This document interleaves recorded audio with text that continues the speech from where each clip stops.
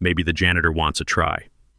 Captain Drew Callahan's voice cuts through the morning air at the National Sniper Training Range, sharp enough to draw blood without a blade. 40 witnesses, elite shooters, range officers, observers, turn their heads toward the ammunition depot. Their laughter ripples across the firing line like a wave of collective cruelty. The target stands 4,000 meters downrange. 4 kilometers of wind, gravity, and mathematical precision compressed into a single moment of truth. 11 of the military's finest marksmen have already failed. 11 perfect shots that became perfect misses, each bullet kissing the earth mere meters from glory. And Drew Callahan, chest puffed like a parade balloon, points directly at the woman in warehouse uniform standing beside stacked crates of ammunition. No rank patch, no insignia, just faded fabric and the invisible weight of being underestimated. This is Sergeant Eva Langford, though no one here knows that name carries ghosts. The range sits under a brutal morning sun, heat already shimmering off distant berms. Wind flags snap and twist, 12 miles per hour, cross left, the kind of conditions that turn confidence into humiliation. The smell of gun oil and desert dust hangs thick. Somewhere behind the firing line, a water truck rumbles past, its engine noise briefly drowning out the murmur of speculation. General Marcus Steele stands at the center of this small universe, hands clasped behind his back, weathered face expressionless. He'd asked a simple question 30 seconds ago. Any snipers here confident at 4,000 meters? The silence that followed felt like respect. Drew's comment shattered it into mockery. Eva doesn't move. Her breathing follows a pattern. 4 counts in, 4 counts hold, 4 counts out, so subtle that only someone trained to recognize operational breathing would notice. Her hands rest on an ammunition crate, fingers positioned with unnatural precision, thumbs aligned, grip balanced, weight distributed exactly as one would hold sensitive equipment under stress. Not how a supply clerk holds a box, how a professional handles a weapon. Gunnery Sergeant Hayes stands 20 meters away, a weathered oak among saplings. 60 years old, Vietnam patches on his jacket, eyes that have seen every trick and tragedy the military can produce. He watches Eva's breathing pattern and something ancient stirs in his memory. That's not anxiety management. That's pre-operation preparation. Drew takes 3 steps forward, boots crunching gravel, playing to his audience like a comedian who's found his rhythm. General Steele, sir, with all due respect, we've got the best shooters in 3 states standing here. I think we can handle this without... He pauses, milking the moment. Inventory assistance. More laughter. A young specialist near the front pulls out his phone, angles for a photo of Eva. The screen captures her standing motionless, surrounded by ammunition crates, looking small and out of place. He types quickly, "Warehouse Sniper Wannabe." The post goes live in their unit group chat within seconds.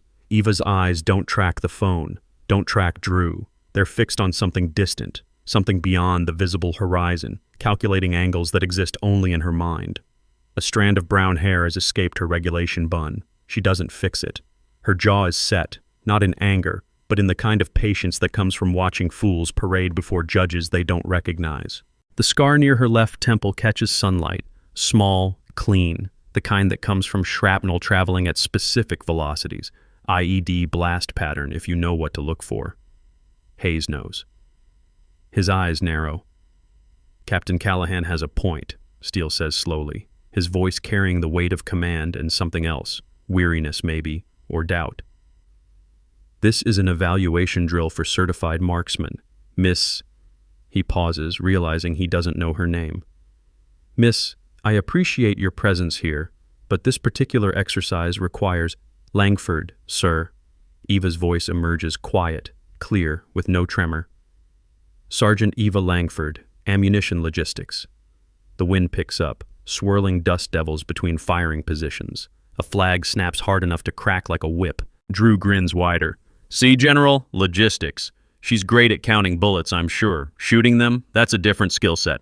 He turns to his fellow shooters, inviting them into his performance. No offense, Sergeant Langford, but maybe stick to what you're trained for. We wouldn't want you getting hurt out here. None taken, sir. Eva's response comes flat, emotionless, the verbal equivalent of a closed door. But something flickers in her eyes. Not anger, not hurt. Something colder. Recognition, perhaps, of a pattern she's seen before. The way predators circle before they strike, convinced their prey is helpless. Hayes shifts his weight, moves 3 steps closer. He's watching Eva's hands now as she lifts an ammunition crate, 40 pounds of brass and wood, and carries it toward the firing line. Her back stays straight, steps measured and even, breathing unchanged despite the weight. That's not warehouse strength. That's rucking muscle memory, the kind built from carrying combat loads across hostile terrain. If you've ever been underestimated, you know this feeling. That moment when someone looks through you instead of at you, when your presence becomes invisible and your potential gets buried under someone else's assumptions. Hit that like button. Let's show the world that quiet strength speaks loudest.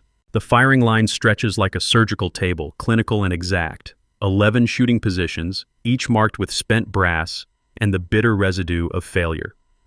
The Barrett rifles rest in their cradles, massive precision instruments worth more than most cars. Beyond them, the range extends into impossible distance. 4,000 meters of calculation, 4,000 meters where physics and skill wage war. Drew walks the line like a landowner surveying his property, gesturing broadly.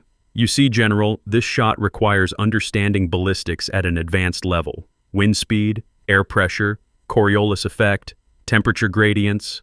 He's lecturing now, voice rising with each technical term, establishing expertise like a peacock displaying feathers. Eva stands at the edge of the range, still holding that ammunition crate. She hasn't set it down. Her eyes track the wind flags, 1 near the firing line, 3 at intervals downrange, the final one barely visible as a speck at 2,000 meters. Her lips move slightly, counting something, calculating without instruments. A shooter named Martinez approaches the line, number 12, hungry to succeed where 11 others failed. Young, confident, with a tattoo of crosshairs on his forearm and a reputation for 300-meter perfection. He settles into position, spotter calling wind data. 12 miles per hour, cross left, pressure dropping, call it 0.3 mils right, 1.2 up. Martinez breathes, steadies, fires. The Barrett roars, a sound that punches the air and echoes off distant hills. 3 seconds of flight time, 3 seconds where hope and reality travel separate paths. Miss, left 1.4 meters. Drew claps Martinez on the shoulder. Good attempt. Conditions are brutal today. He turns to Steele, voice dripping with manufactured concern. Sir, honestly, I recommend we postpone. This wind is unpredictable, pressure's unstable. We're risking equipment damage for marginal training value. Steele studies the downrange target through binoculars, silent. His jaw works like he's chewing on words he doesn't want to swallow. Behind him, his aide, a lieutenant with fresh oak leaves and fresher doubts, shifts nervously. General, the captain might be right. We've never had conditions this difficult for an assessment drill. Noted, Lieutenant.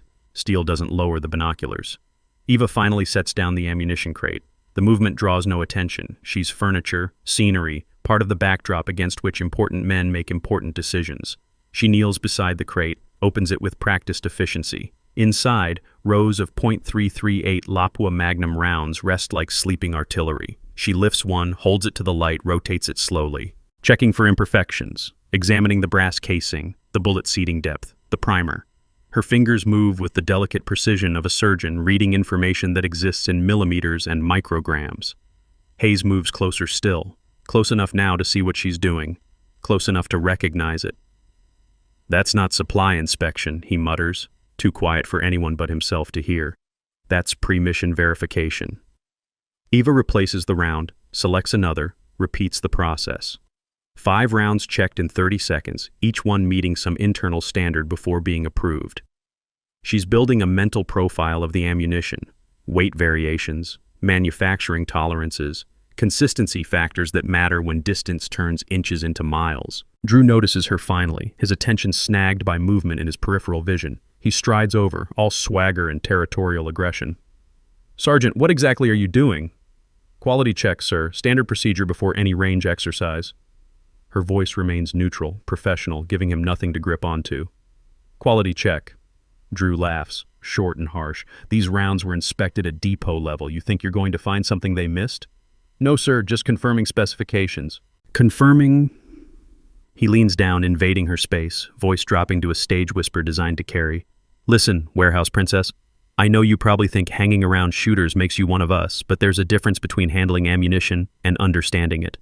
Why don't you let the professionals handle professional work?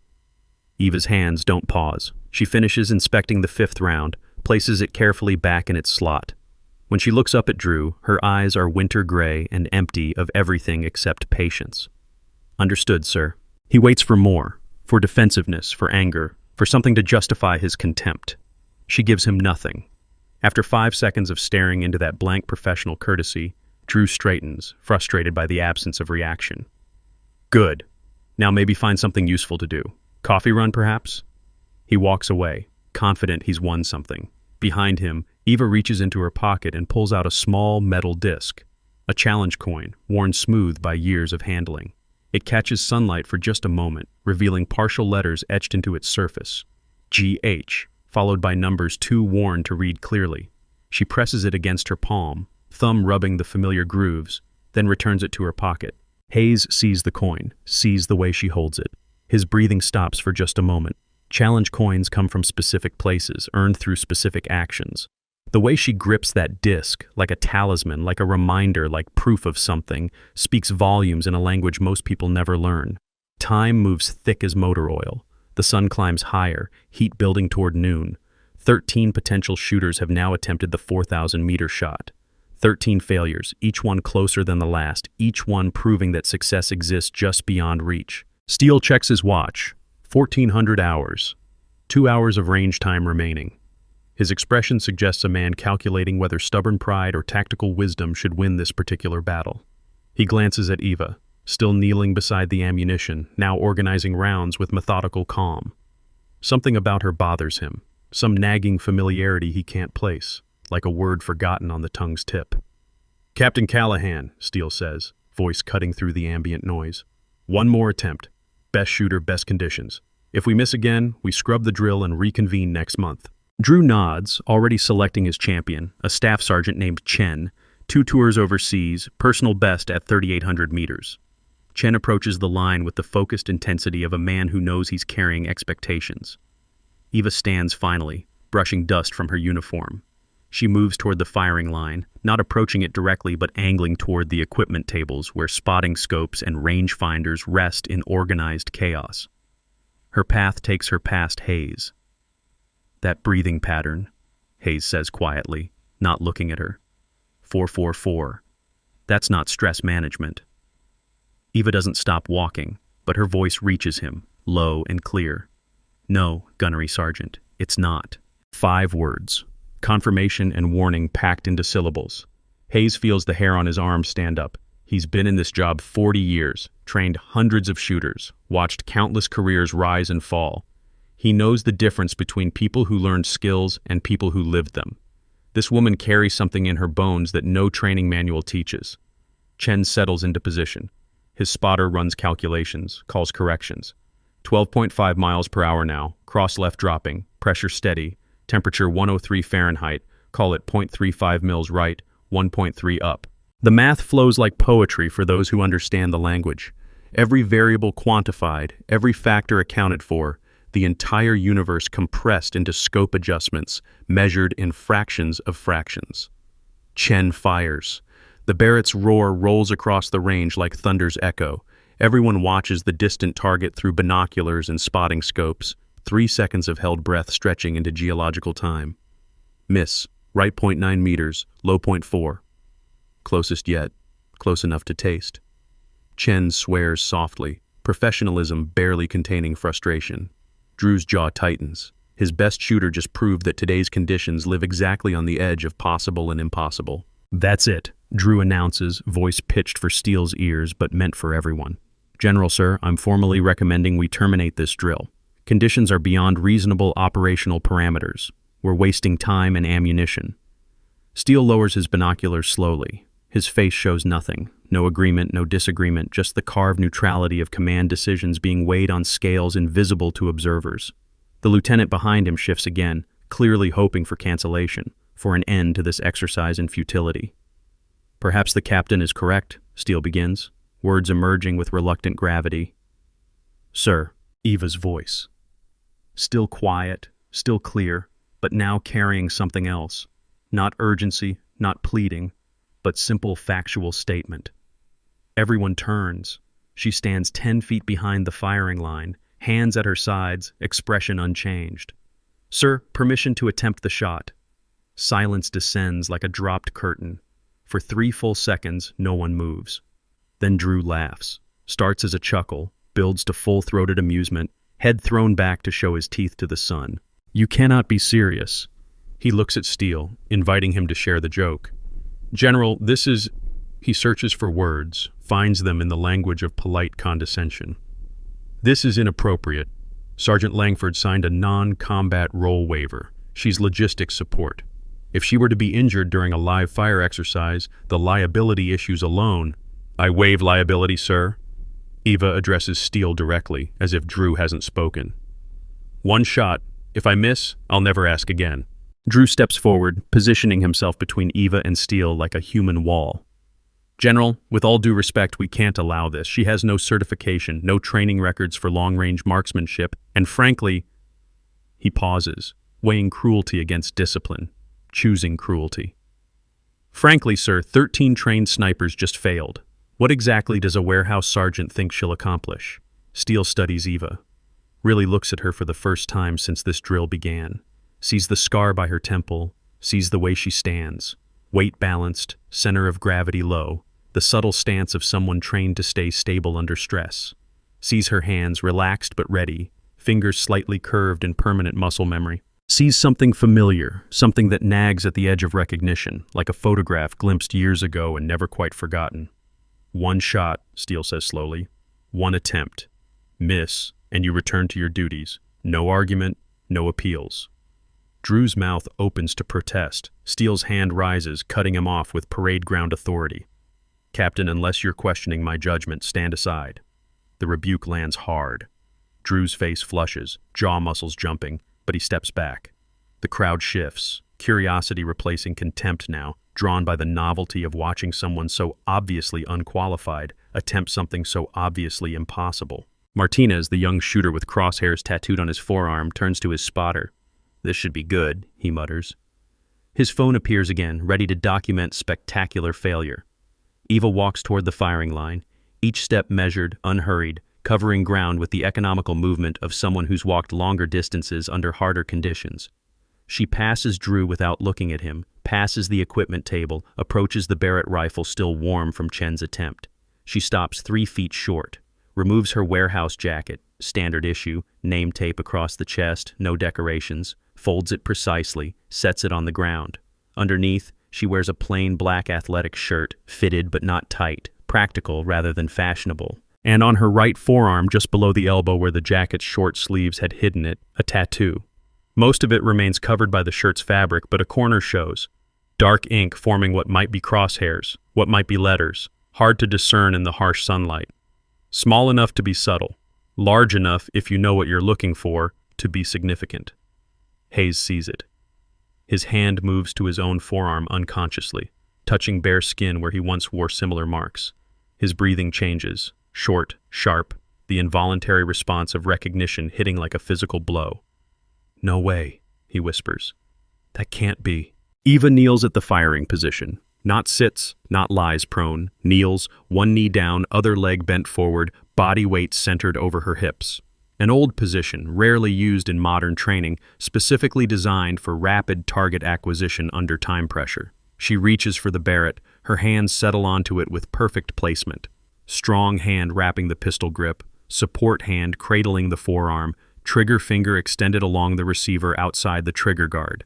Every point of contact exact, no adjustment needed, as if the weapon exists as an extension of her anatomy rather than a separate tool. The wind gusts suddenly. Flags snap and twist, changing direction by 15 degrees in 2 seconds. Someone near the back of the crowd mutters, "Impossible now. Wind's too variable." Eva doesn't seem to notice. Her eyes track downrange, not at the target, not yet, but at the flags, at the heat shimmer rising from sun-baked earth, at invisible currents of air moving through space like river currents through water. Her lips move slightly, counting or calculating, reading data that requires no instruments for those who've learned to see it. 4 seconds pass. Her right hand moves to the scope, fingers finding adjustment knobs with the precise touch of a safecracker. Click, click, click. 0.3 mils right, click. 1.1 mils up. each adjustment deliberate based on calculations performed somewhere behind those winter-gray eyes. Drew watches from 10 feet away, arms crossed, face arranged into anticipatory smugness. He's already planning his response. Sympathetic but firm, explaining to Steele why warehouse personnel should stay in warehouses. Around him, the crowd settles into that particular attentiveness people bring to watching slow-motion disasters. Eva closes her eyes. 2 full seconds of darkness, shutting out visual input, focusing inward. Her chest rises and falls in that same pattern. 4 counts in, 4 counts hold, 4 counts out. Combat breathing, sniper breathing. The rhythm that steadies heart rate, that creates stillness in the body's center while chaos swirls at the edges. Hayes moves closer to the firing line, unable to help himself, drawn by the magnetic pull of recognition. He sees her sleeve shift as she adjusts position, sees another inch of that tattoo, definitely letters now, definitely intentional design. His mind races backward through years and memories, through classified briefings and operations discussed in rooms without windows. Ghost Horizon, the program that officially never existed, the unit that officially never deployed. 7 operators, 7 legends, 7 names that appeared on no roster and no memorial, 7 deaths if you believe the sanitized reports. Eva opens her eyes. The world rushes back, color and light and distance compressed into the narrow tunnel of magnified optics. Through the scope, the target appears, a steel silhouette, man-sized, 4,000 meters downrange, shimmering slightly in thermals rising from desert floor. Impossible distance, impossible conditions, 13 failures proving impossibility. Her finger moves from the receiver to the trigger, settles gently against the curve, taking up slack with pressure measured in ounces. The Barrett weighs 30 pounds. The trigger breaks at 3. The difference between those numbers represents the space where skill lives or dies. Wind gusts again. Eva doesn't adjust. She's already accounted for it, already read the pattern, already understood that this particular gust is anomaly rather than trend. Her breathing reaches the bottom of its cycle. 4 counts out, lungs empty, body still. The moment between heartbeats, the moment between breaths, the moment where physics and will collide. She fires. The Barrett roars, sound that punches through air, that rattles teeth and chest cavities, that announces violence even when channeled towards steel rather than flesh. The weapon's recoils, muzzle climbing despite the massive brake designed to tame it. Spent brass ejects in a glittering arc, hitting the ground with a musical clink. Eva rides the recoil perfectly, body absorbing energy, returning to stable position in under a second. She doesn't watch downrange, doesn't track the bullet's flight through the scope. She simply waits, stillness absolute, as if she's already seen how this story ends and knows waiting is merely formality. 3 seconds of flight time. 3 seconds where 40 people hold their breath. 3 seconds where probability and reality race toward intersection. The radio crackles.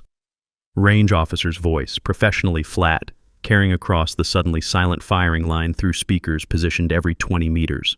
Hit confirmed. Center mass. For 1 full second, nobody moves. The words exist but haven't yet penetrated, haven't yet translated into meaning. Then the world unfreezes all at once. Wait, what? Martinez yanks binoculars to his face. Recheck that, Drew snaps. Spotters, confirm. 3 different voices respond through the radio net, each one examining the target through high-powered optics from different angles. Confirmed hit, center mass. Impact verified, perfect placement. Dead center strike, no question. The gasp that ripples through the crowd sounds like wind through wheat fields, organic, collective, involuntary. 40 witnesses reacting as a single organism, shock manifesting as sound. Eva stands, smoothly, with no haste and no drama. She engages the Barrett's safety with one practiced motion, steps back from the firing line, turns to face General Steele. Her expression hasn't changed, hasn't shifted towards satisfaction or vindication or anything resembling emotion. She simply stands at attention, waiting for dismissal. But her right sleeve has shifted during the shooting sequence, pulled higher by the weapon's recoil and her body's movement. The tattoo shows now, revealed in the harsh noon sun for anyone close enough to see details. Crosshairs, letters, numbers, and surrounding them, in precise geometric arrangement, the insignia of a unit that officially never existed. GH-01 encircled by angular patterns that form a horizon line pierced by a projectile's trajectory. Ghost Horizon, Operator 01, Primary Shooter. Hayes reaches the firing line in 3 long strides, close enough now to see clearly, to confirm what memory and instinct have been screaming. His voice comes out rough, scraped raw by recognition and impossible resurrection. "Ghost Horizon, Langford, you're supposed to be KIA." The crowd's murmur cuts off like someone threw a switch. That acronym, KIA, carries weight that transcends its 3 letters. Killed in action. Dead. Past tense. History rather than present. Eva turns her head slowly toward Hayes. The first real emotion crosses her face, not happiness or relief, but something sadder and more complicated. Acknowledgement, perhaps, the burden of being recognized lifting slightly. "I got better, Gunnery Sergeant." Steele moves then, crossing the distance between them in 5 purposeful strides. His face has changed, shock replacing carefully maintained neutrality. He stops 3 feet from Eva, close enough to see the tattoo clearly, close enough to catalog the scar tissue and old damage that marks someone who's lived through violence and carried it forward. "Sergeant." His voice trails off. He's searching memory now, pulling files from mental archives, comparing the woman before him against images he saw years ago in classified briefings. Langford, Eva Langford, Operation Ghost Horizon. Each word comes harder, weighted with implications that spread like spilled water. "You were listed as KIA 7 years ago. Desert operation went wrong, entire unit lost." "6 KIA, sir." Eva's correction comes gentle but firm. "I survived." The report said no survivors. Steele's voice carries the edge of someone discovering that truth comes in multiple editions. "Yes, sir, the report said that." Drew has approached now, face cycling through confusion toward understanding and then toward something that looks remarkably like fear. He stares at the tattoo, at Eva's face, at the way Steele is looking at her with an expression that mixes respect and horror. "There's been some mistake," Drew begins, voice tight. "Ghost Horizon was disbanded. Operators reassigned or discharged. She can't be—" "Captain Callahan." Steele doesn't raise his voice. Doesn't need to. The words land like hammers. 7 years ago, you were attached to Ghost Horizon as tactical coordinator, correct? Drew's face drains toward white. "Sir, I was one of many staff officers involved in—" "You filed the final operation report, recommended unit disbandment based on catastrophic mission failure." Steele's words pick up momentum, each sentence hitting harder. 7 casualties, no survivors, mission parameters compromised. Recommend immediate termination of program." His eyes bore into Drew. "Your words, Captain. Your signature." "That was the situation assessment, sir, based on available intelligence." "Available intelligence that apparently missed the fact that Sergeant Langford survived." Steele gestures at Eva, who stands motionless through this exchange, watching Drew with those winter gray eyes that give away nothing. Martinez, still holding his phone, has lowered it slowly. The young shooter who posted mocking photos 30 minutes ago now looks like someone who's stumbled into a conversation in a language he doesn't speak. Around him, the crowd shifts, whispers spreading, information flowing in hurried fragments. Ghost Horizon was Black Ops. Thought they were myth. 7 operators, 7 missions, 7 perfect records. Until the last one. Hayes stands beside Eva now, silent presence lending weight. After 40 years in this business, he's seen every flavor of impossible. But watching Eva Langford rise from the officially dead ranks somewhere high on that list. "I trained your unit," he says quietly. "Year before deployment. Best students I ever had." Eva nods once. "You taught us to think in wind, Gunny. Still using your lessons." "Apparently." Hayes' voice carries something between pride and grief. Steele pulls a tablet from his aide's hands, fingers moving across the screen with sharp, precise motions. He's calling up files, accessing records that require multiple authentication steps. The screen glows against his face as he scrolls through classified documents, comparing archived photos against the woman standing before him. There, image from 7 years ago, 7 operators in desert gear, faces sun-dark and hard, standing before a horizon that stretches into infinity. Front row, center, a younger Eva Langford, same gray eyes, same expression of controlled intensity. The tattoo clearly visible on her forearm, GH01, mark of the primary shooter. Steele turns the tablet toward Drew. "Captain, explain to me why a warehouse clerk shoots better than 11 certified snipers." Explain why her marksmanship classification shows no long-range training. Explain why the person standing in front of me was declared dead 7 years ago while filing paperwork about ammunition inventory. Drew's mouth works silently for 3 seconds before words emerge. General, if there were errors in the initial casualty assessment, that's tragic, but it doesn't change the fact that the mission failed. 6 operators were lost. The program was compromised. My recommendation stood based on your recommendation. Eva speaks for the first time since confirming the hit. Her voice hasn't changed, still quiet, still clear, but something underneath it has shifted, steel showing through silk. Captain Callahan gave one order that night, one decision that killed 6 people I loved, and then he buried us, not just the bodies, the truth. The temperature seems to drop despite the desert heat. Every person on the firing line feels it, the moment when casual cruelty meets consequence, when mockery collides with memory. Drew takes a step back, actually retreats, boot heels sliding in gravel. I followed protocol, made command decisions based on available intelligence. If mistakes were made, the word comes from Hayes, loaded with 7 years of accumulated rage on behalf of people he trained and lost. Son, the only mistake visible from where I'm standing is you. Steele raises one hand, commanding silence. His tablet screen still glows, showing Eva's file, her record, her ghost status dating back 7 years. When he speaks again, his voice carries the formal weight of decisions being made in real time. Captain Callahan, you are hereby relieved of instructional duties effective immediately, pending investigation into discrepancies in Operation Ghost Horizon casualty reports. He looks at his aide. Lieutenant, contact MPs. I want Captain Callahan escorted to headquarters and confined to quarters until further notice. Sir, you can't, Drew begins. I can, I am, and you will comply. Steele's voice could cut steel. Sergeant Langford, you will accompany me to headquarters for debriefing. Your status requires immediate clarification. Eva nods. Yes, sir. And Captain? Steele turns back to Drew one final time. That 4,000-meter shot, 11 trained snipers missed.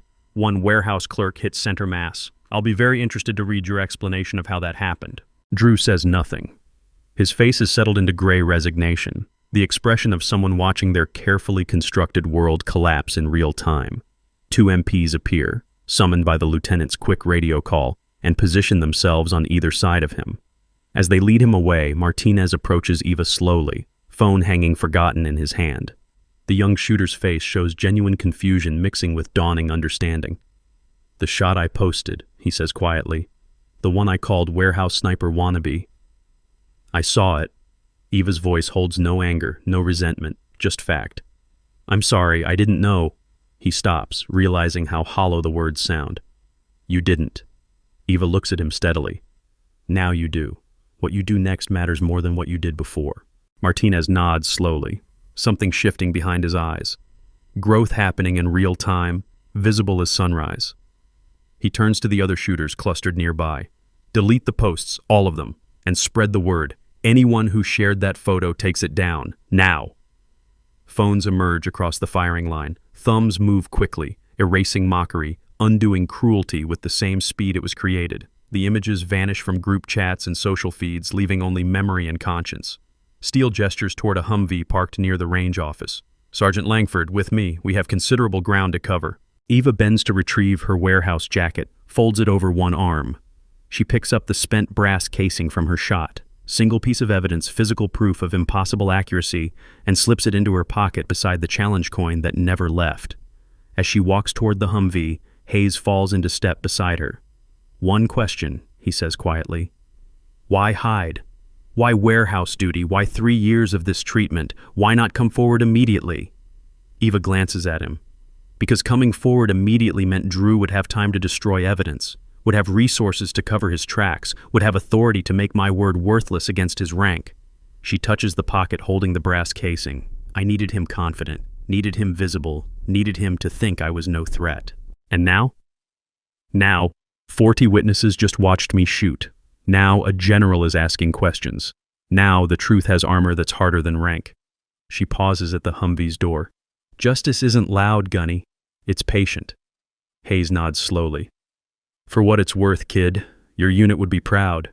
Best shot I've seen in 40 years. Second best. Eva's voice softens fractionally.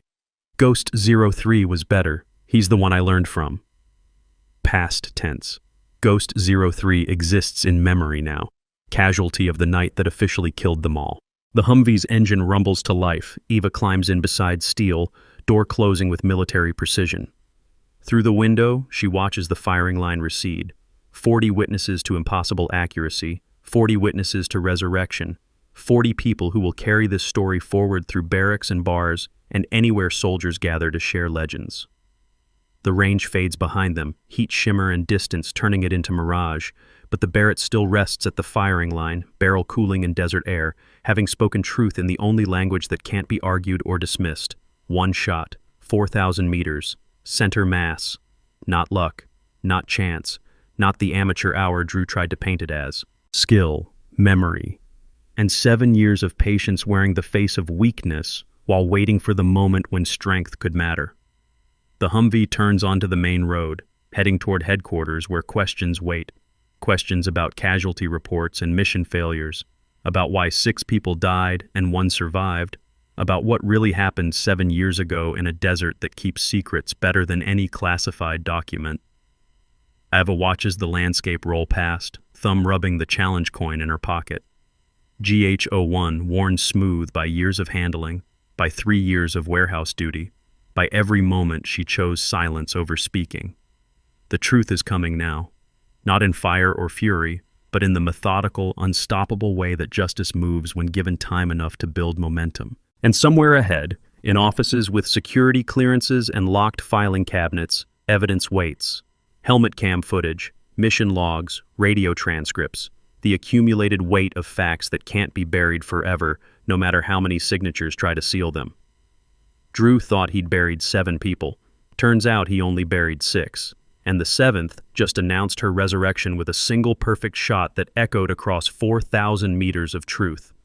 The Humvee's air conditioning hums against desert heat, but Eva barely notices. Her fingers trace the challenge coin's worn edges, muscle memory seeking comfort in familiar grooves. Through the windshield, headquarters rises from shimmering asphalt, 3 stories of concrete authority where questions wait like landmines. General Steele drives in silence, hands steady at 10 and 2, jaw working through calculations Eva can't see but understands intimately. He's reorganizing his understanding of reality, fitting new information into frameworks built on 7-year-old lies. The process takes time. Eva has patience to spare. They pass through security gates, salutes exchanged, IDs scanned, into the administrative heart of the base. Steele parks in a commander's slot, kills the engine. The sudden quiet feels heavy. Before we go inside, he says, not looking at her, I need to know one thing. Why now? Why 3 years of warehouse duty? Why wait until today? Eva watches a pair of junior enlisted personnel hurry past, their conversation bright with gossip about the impossible shot already spreading through base communication channels faster than official reports ever could. Because justice needs witnesses, sir, and evidence that can't be dismissed. You could have come to me directly. Could I? She turns to face him. 7 years ago, you signed the order disbanding Ghost Horizon based on Captain Callahan's report. With respect, sir, you were part of the problem. Coming to you meant trusting you'd believe a dead sergeant over a living captain. Her voice stays level, factual. I needed you to see truth before anyone told you what to think about it. Steele's knuckles whiten on the steering wheel. That report cost me sleep, Sergeant. 6 operators lost in a single night. I carried that weight. 6? Eva's correction comes gentle but unyielding. Sir, 7 people died that night. I'm just the only one still breathing. The words settle between them like stones. Steele nods slowly, something breaking behind his eyes. Not weakness, but the necessary fracture that lets new understanding through. Headquarters. Conference room 3. I'm calling in investigators from outside the chain of command. He pauses. This goes federal, Langford. Are you prepared for that? I've been prepared for 7 years, sir. They exit the vehicle. The walk to conference room 3 takes 2 minutes through corridors painted institutional beige, fluorescent lights humming overhead like mechanical insects.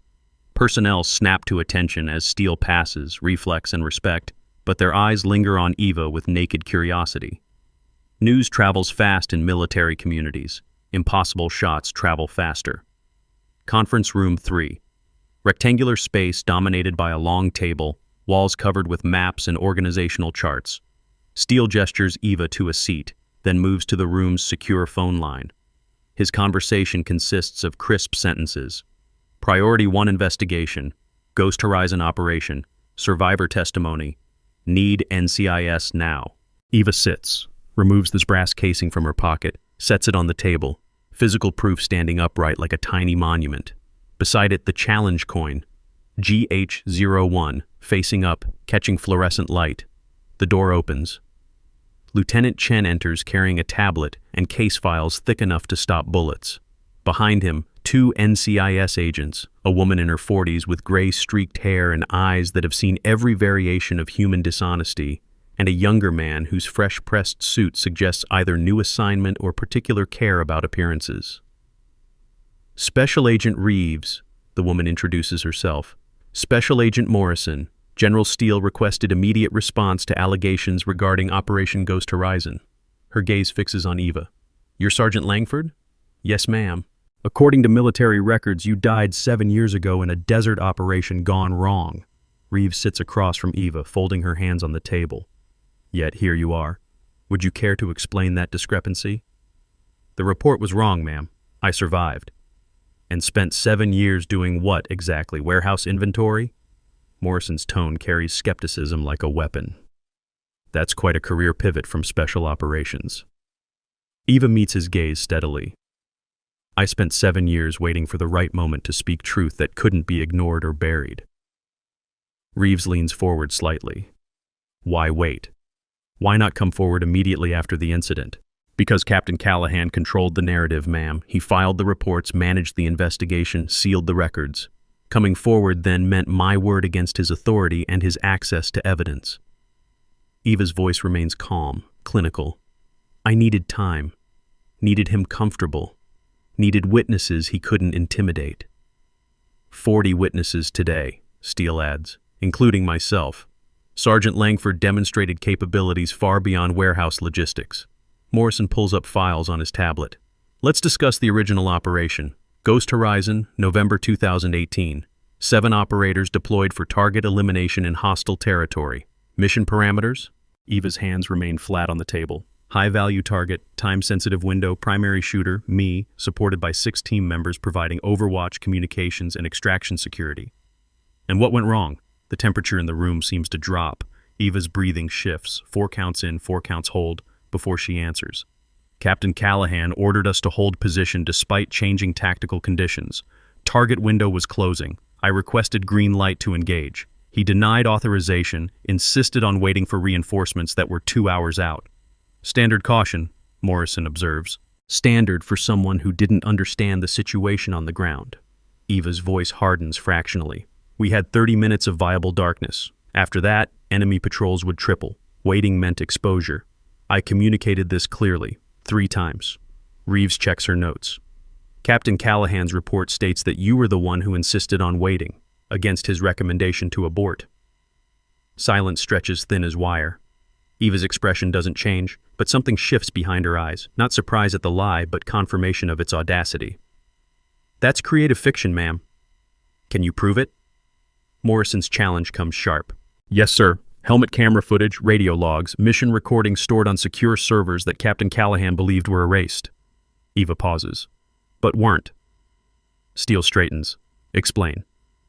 Ghost Horizon protocol required triple redundancy for operation documentation, primary server for official records, secondary backup for quality review, tertiary archive for classified long-term storage.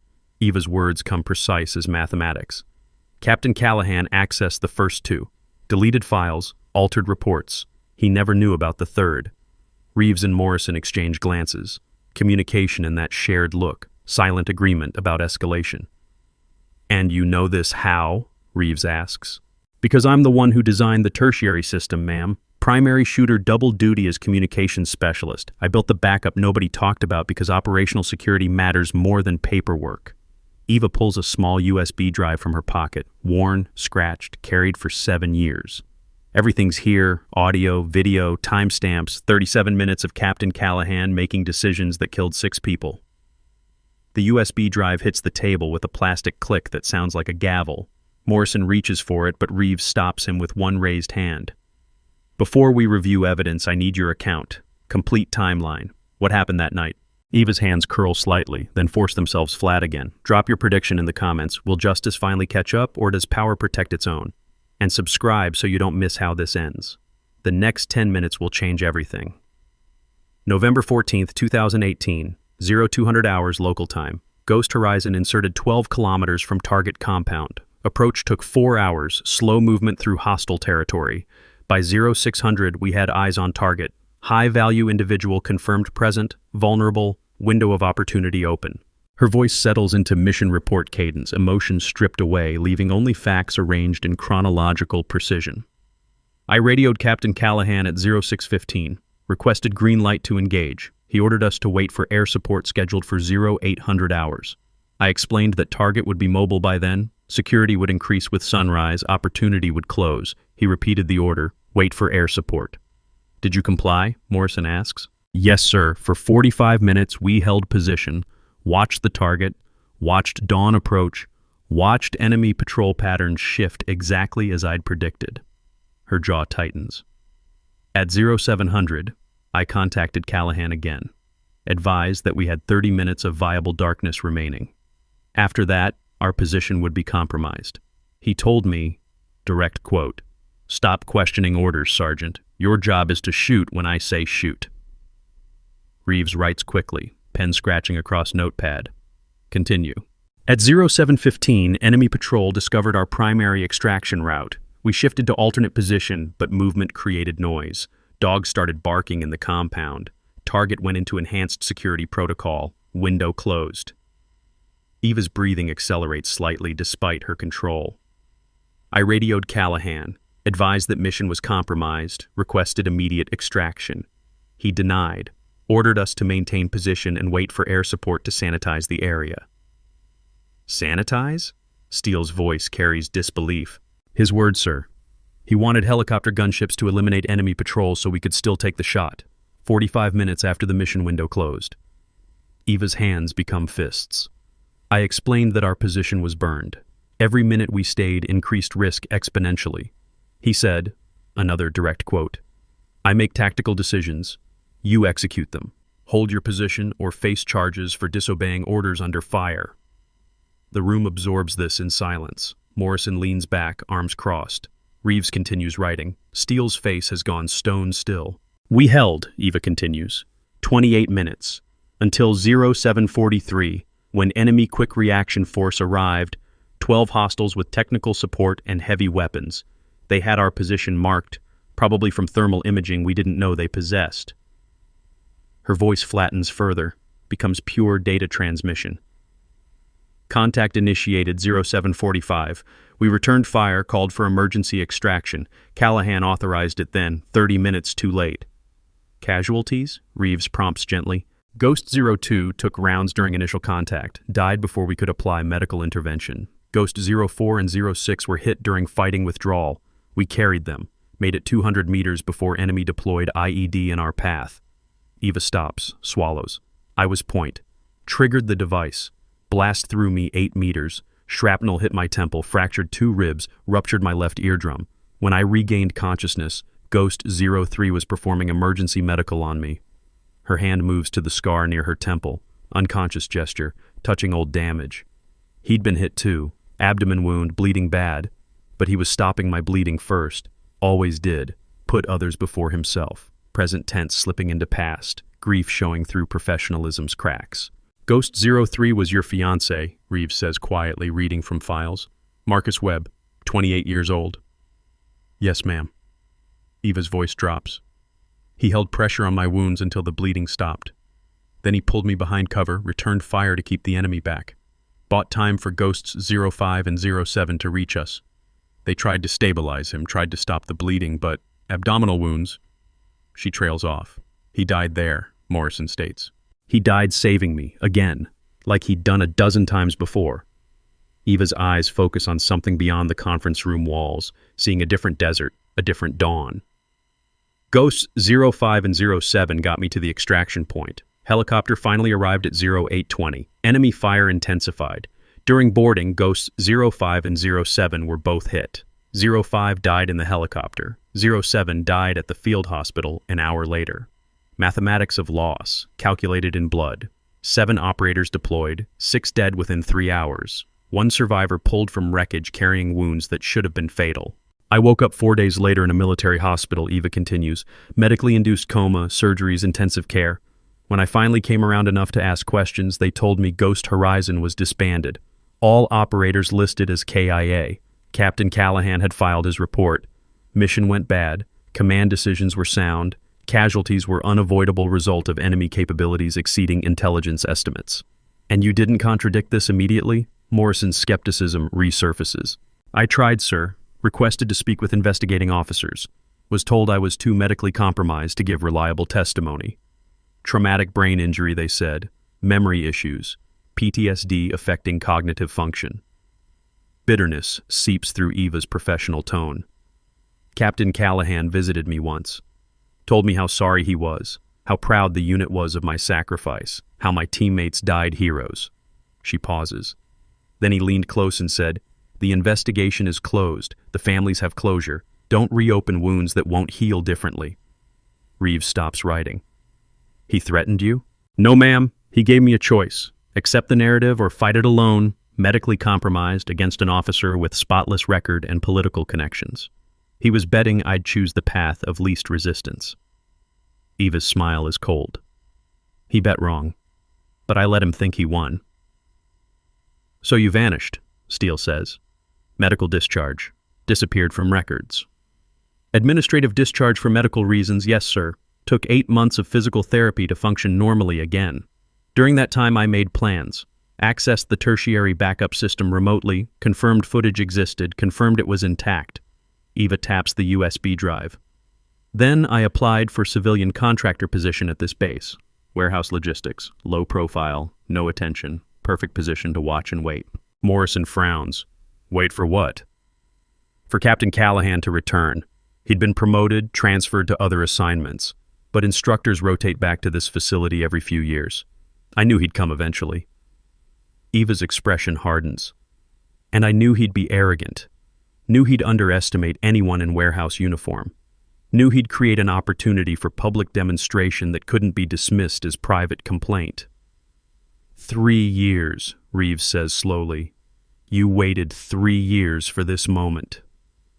"Justice requires the right stage, ma'am. Today provided it. 40 witnesses, general officer present, public demonstration of capability that proves I'm not delusional or incompetent. Perfect conditions for truth that can't be buried again." Steele moves to the room's computer terminal, inserts the USB drive. "Let's see this evidence." The screen illuminates with frozen image, helmet camera perspective, night vision green, 7 operators moving through darkness like disciplined ghosts. Steele clicks play. Audio emerges first. Breathing, footsteps, the soft mechanical sounds of gear shifting. Then voices, radio communications compressed into digital clarity. Eva's voice, younger but recognizable. "Ghost 01 to Overwatch, in position, target acquired, request green light." Captain Callahan's response, distorted slightly by transmission but unmistakable. "Negative 01, hold for air support, ETA 90 minutes. Overwatch, conditions are optimal now. Window closing with sunrise, recommend immediate engagement. Your recommendation is noted and denied. Wait for air support, acknowledge." A pause, 2 seconds of silence heavy with contained frustration. Then, acknowledged, holding position. The footage continues. Timestamps in the corner count forward. 0615 becomes 0630 becomes 0700. The sky in the helmet cam's peripheral view gradually lightens. Patrol movements increase in the compound below. Eva's voice again. "Overwatch, situation deteriorating. Target entering enhanced security protocol. Primary window closed. Request immediate extraction." Callahan. "Negative. Maintain position. Air support inbound. ETA 30 minutes. We will sanitize the area and complete mission." Overwatch, we are compromised. Enemy patrols have discovered our primary route.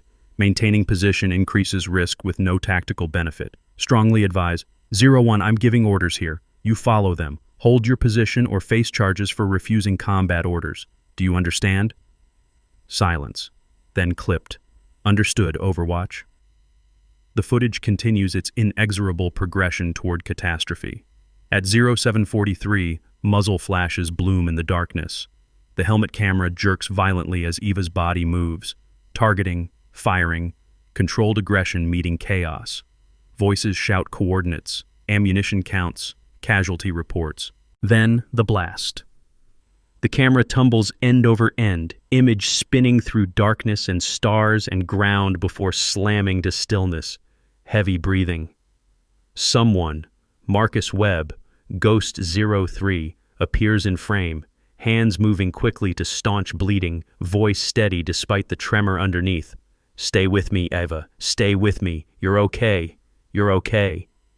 But he's not okay. The camera angle, lying sideways, captures his abdomen. Dark wetness spreading across tactical gear, wounds no field medicine can fix. His hands work on Eva's injuries while his own life leaks away. Marcus, you're hit, Eva's voice, weak and distant.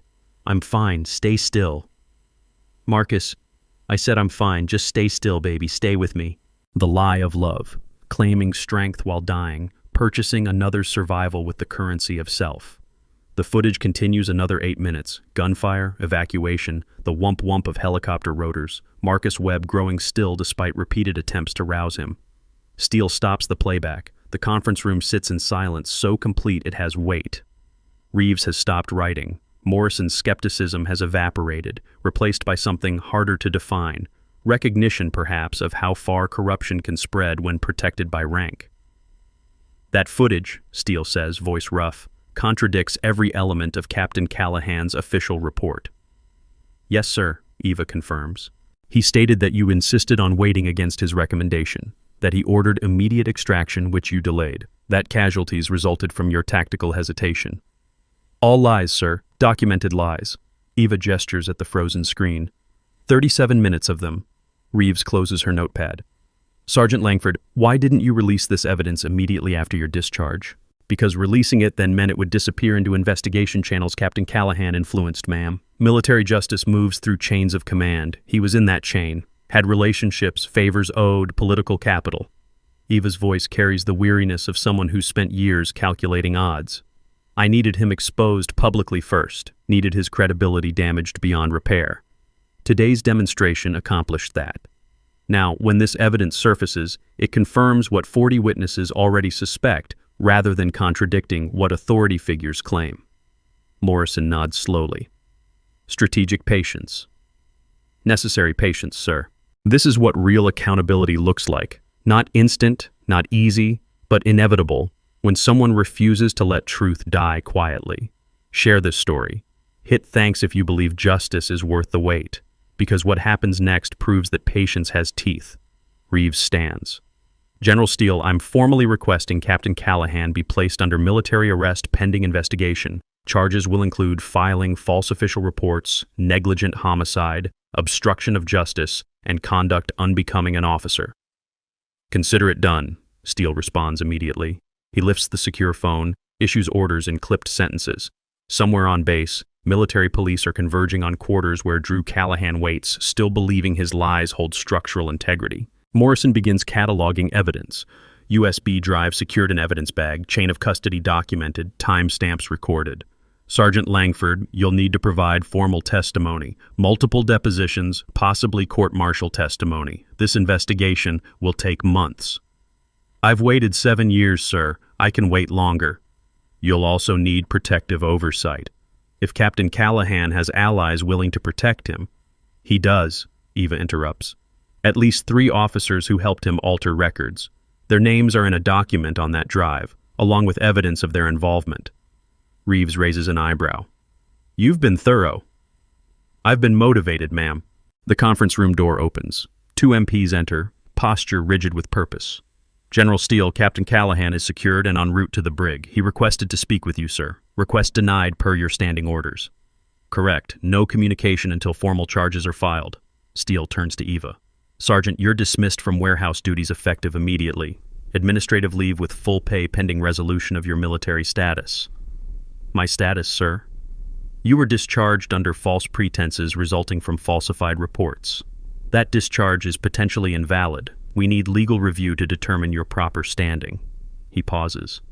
It's possible you're still technically active duty, just missing for 7 years. Eva absorbs this. Understood, sir.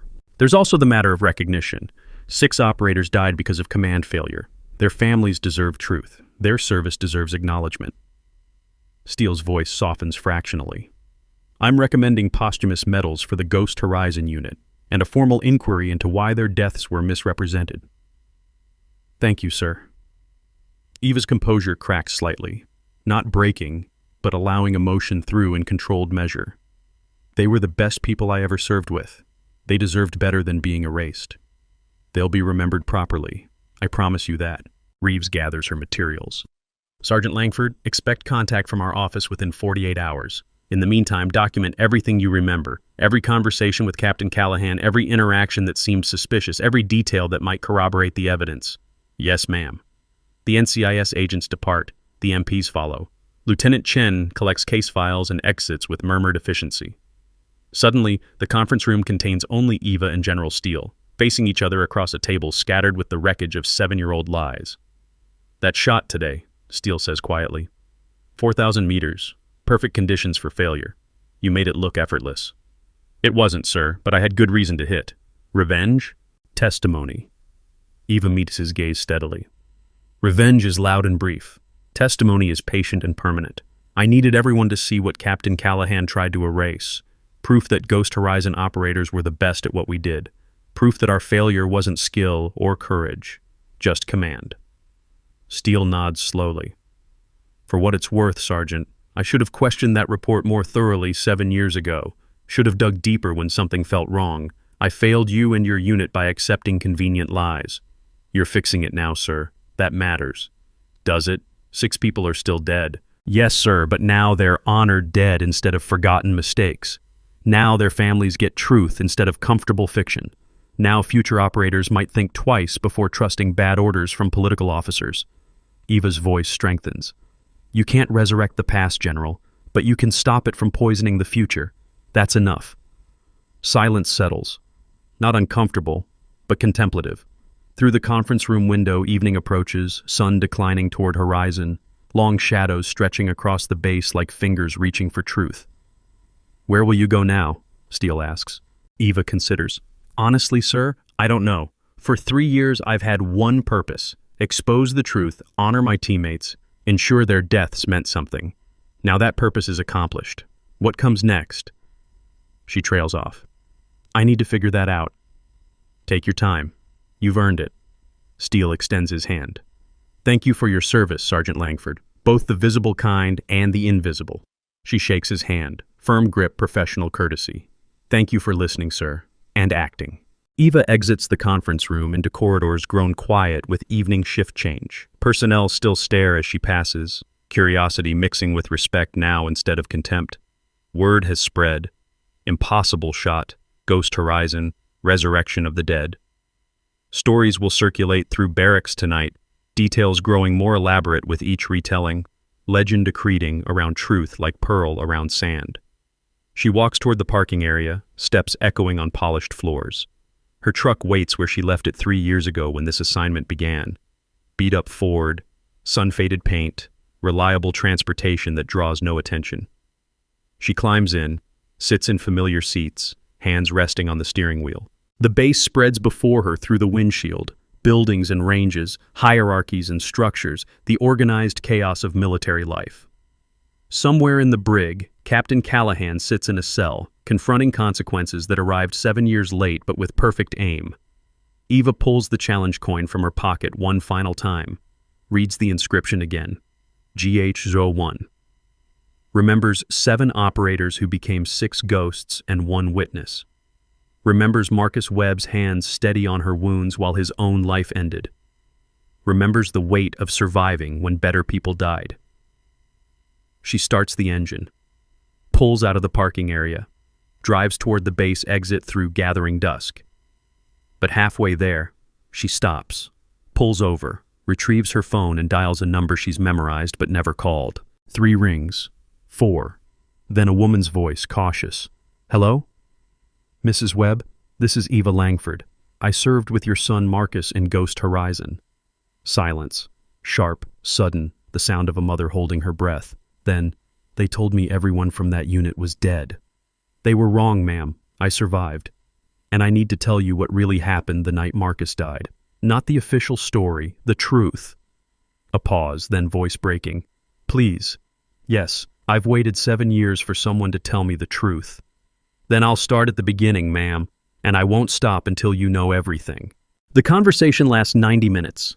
Eva tells it all, the orders, the delays, the unnecessary deaths, Marcus's final act of love disguised as duty. Mrs. Webb cries, Eva cries. Truth flows between them like a river finally unblocked, carrying away 7 years of sanctioned lies. When the call ends, Eva sits in the truck as darkness completes its conquest of the sky. Stars emerge, familiar constellations wheeling overhead, same stars that witnessed a desert massacre and a patient campaign of exposure. Her phone buzzes. Text message from unknown number. "Package delivered to your truck. Check glove box." General Steele. She opens the glove compartment. Inside, a sealed envelope marked "Confidential" in red letters. She breaks the seal, extracts contents, orders reassigning her to active duty effective immediately. Specialty, training and program development. Assignment location, Sniper School, Fort Benning. Position, lead instructor. A note in Steele's handwriting. "Teach the next generation what you learned. Not just shooting, truth-telling, accountability, the things that matter more than marksmanship. Report in 30 days if you accept." Eva folds the orders carefully. 30 days to decide whether to return to the world that killed her once or walk away from military life forever.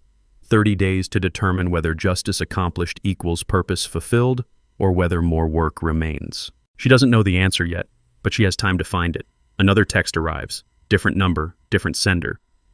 "Sergeant Langford, this is Gunnery Sergeant Hayes. Coffee tomorrow, 0800 Java Post off base. Want to discuss teaching opportunities. Also want to hear more about Marcus Webb. He was one of my best students. You should tell his story." Eva smiles. Small expression, genuine warmth breaking through years of calculated coldness. "See you there, Gunny." She pulls back onto the road, exits the base through gates that opened 3 years ago to admit a woman pretending to be harmless. Now they release someone different.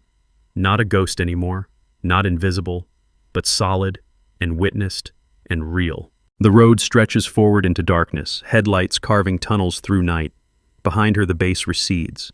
Ahead, uncertainty and possibility exist in equal measure. Eva reaches into her pocket, pulls out the brass casing from today's perfect shot, rolls it between her fingers, feeling the warmth where propellant turned potential into kinetic energy, where mathematics became reality, where patience became justice. 4,000 meters, one shot, 6 years of patience. And somewhere in the darkness, 6 ghosts rest easier knowing their deaths now carry truth instead of lies, knowing their teammate survived not as victim, but as witness, knowing that silence sometimes speaks louder than any weapon. Eva drives into the night, windows down, desert air cooling her face. The challenge coin rests on the dashboard, GH01 catching streetlight as she passes beneath it, metallic flash marking her passage. Ahead, her phone vibrates again. Another message, this one from an encrypted number with no identifying information. Ghost 01, mission parameters attached, Operation Horizon Phase 2, time sensitive, your choice. Tower 4. She pulls over, opens the attachment, reads coordinates, target profiles, mission briefings for operations that officially don't exist. The work continues. Different targets, different teammates, same essential mathematics of justice that can't be achieved through official channels. Eva sits in darkness, engine idling, decision point arrived years ahead of schedule. Return to teaching, return to operations, or walk away from all of it, build civilian life without ghosts. 3 paths, 30 seconds to choose. She picks up the phone, types a single word. Parameters? The response arrives immediately. Corrupt officials, covered atrocities, no official accountability possible. Same as before, same as always. Tower 4 finds them. You decide if truth needs teeth. Eva closes her eyes, breathes 4 counts in, 4 counts hold, 4 counts out. The rhythm that steadies, that centers, that prepares. opens her eyes, types. Timeline? 72 hours. Target package downloads in 10 seconds if you're committed. No download means no mission. Choice is yours, Ghost. The phone screen glows in darkness. A progress bar appears. Secure download ready, accept? Eva's thumb hovers over the screen.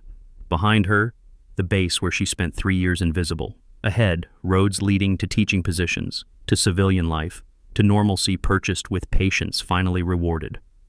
And here, in her hand, the question, is justice a destination or a process? Is exposure of one corrupt officer enough, or does the work continue until corruption itself becomes too costly to risk? She thinks of Marcus Webb, hands steady on her wounds while dying, thinks of 6 teammates erased by convenient lies, thinks of how many others might die tomorrow because authority protects itself better than it protects truth. Her thumb descends, taps accept. Files download, encrypted, compressed, carrying the coordinates of someone else's reckoning. 3 days to prepare, 3 days to become Ghost again, but this time with purpose that begins instead of ends. Eva puts the truck in gear, drives not toward the exit anymore, but toward a storage unit across town where certain equipment waits in careful preservation. Barrett rifle, night vision gear, the tools of patient justice. The night swallows her truck, taillights fading into darkness. Above, stars wheel silently. Below, in offices and homes and places where power thinks itself safe, people sleep unaware that accountability sometimes arrives on subsonic rounds fired from positions 4,000 meters distant. Justice isn't loud, it's patient, and tonight, Ghost 01 returns to work. Tomorrow, someone discovers that past sins cast long shadows, that buried truths grow teeth, that 7 years of warehouse duty was never about hiding, it was about aiming. The truck disappears into darkness, one red taillight failing, making the vehicle limp asymmetrically into the night. Imperfect, damaged, but still moving forward, still carrying weight, still functional despite what tried to break it, just like its driver. And somewhere in encrypted servers, protected by classification and clearance, a file updates automatically. Ghost Horizon, status reactivated, personnel 1, mission count ongoing, accountability inevitable. The cursor blinks twice, then adds one final line.